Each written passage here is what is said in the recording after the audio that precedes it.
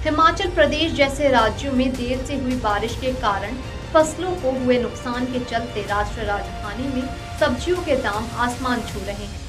ऐसे में आम उपभोक्ताओं को टमाटर जैसी रोजमर्रा की चीजें दोगुनी कीमत पर खरीदने को मजबूर होना पड़ रहा है। थोक बाजार में दुकानदारों ने बताया कि खास तौर पर आलू, प्याज और टमाटर जैसी रसोई की मुख्य वस्तुओं के साथ ही फूल गोभी, पत्ता गोभी और लौकी जैसी हरी सब्जियों के दामों में उछाल आया है। आजादपुर सब्जी मंडी के एक व्यापारी संजय भगत ने बताया, फिलहाल टमाटर का थोक भाव 50 से 60 रुपए प्रति किलोग्राम है। स्थानीय किस्म का टमाटर 1200 रुपए प्रति 28 किलोग्राम और हाइब्रिड किस्म का टमाटर 1400 से 1700 रुपए में बिक रहा है। पहले टमाटर का भाव 25 से 30 रुपए प्रति किलोग्राम था।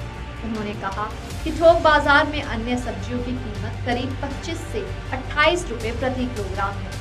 जो सब्जियां 10 से 15 रुपए में बिकती थी, वे अब 25 से 30 रुपए में मिल रही हैं। बीन्स की कीमतों में भी बढ़ोतरी हुई है, जो 40 से 50 रुपए प्रति किलोग्राम में अब बिक रही है। इस साल तेज गर्मी और बारिश में देरी के कारण कीमतों में उछाल आया है। भगत ने कहा कि ज्यादातर आपूर्तिकर्ता हिमाचल प्रदेश से टमाटर मंगाते हैं, जहां फसल सूख गई है। उन्होंने कहा कि पहाड़ों में फसलें बारिश पर निर्भर करती हैं और इस बार गर्मी बहुत थी और बारिश बहुत कम हुई। इससे पौधे सूख गए और कीटों से संक्रमित हो गए। साथ ही वह बोले कि सूखे के बाद भारी बारिश हुई, जिससे फसलों को और नुकसान हुआ। ओखला सब्जी मंडी के एक व्यापारी ने कहा कि अभी केवल 2 जगहों से टमाटर की आपूर्ति हो रही है, कर्नाटक और हिमाचल प्रदेश। महाराष्ट्र से 10 से 15 अगस्त के आसपास नई फसल आने तक कीमतें ऊंची रहेंगी। दिल्ली में कई लोगों ने बात करते हुए कहा कि सब्जियों की ऊंची कीमतों ने उनके बजट को बिगाड़ दिया है।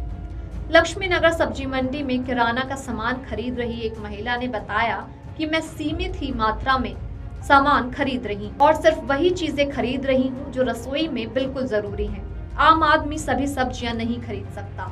महरौली सब्जी मंडी में दीपक ने कहा, पहले 200 से 300 रुपए में हम पूरे हफ्ते की सब्जियां खरीद लेते थे, लेकिन अब यह 2 से 3 दिन में ही खत्म हो जाती है।